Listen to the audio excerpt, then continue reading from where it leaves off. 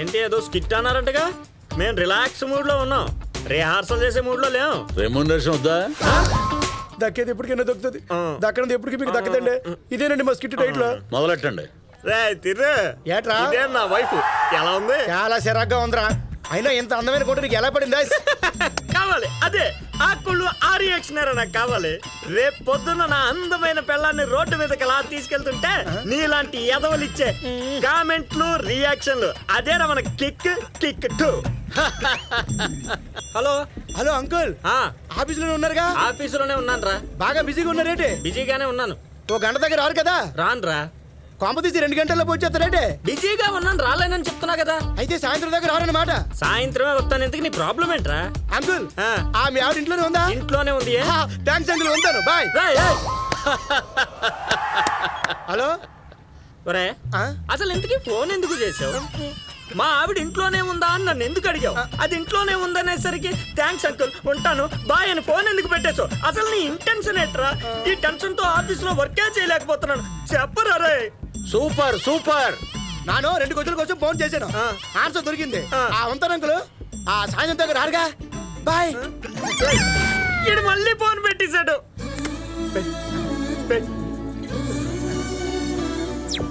ఒరే మున్ని, డైలీ చెప్పే. ఎదురుగా చూడరా.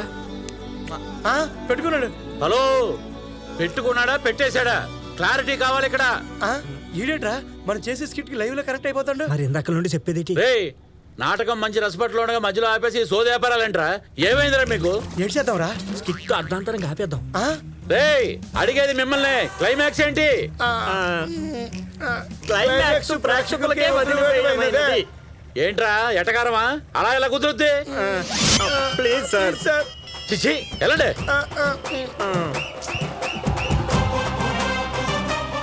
వయసు నవ్విద్దామని ప్లాన్ చేస్తే దరిద్రులు డిస్టర్బ్ చేశారు తమ్ముడు. అన్నయ్య వైషు వింటుంది. మరి ఎలా? నేను చూసుకుంటాను, వెళ్ళు.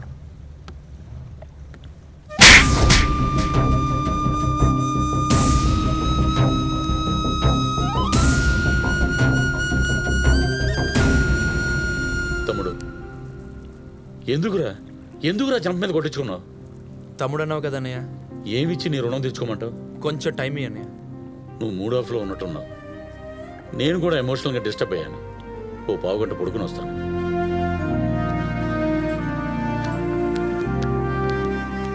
ఆడి బొక్కలే, నిజం తెలిస్తే ఏమైపోతాడు ఎదవా.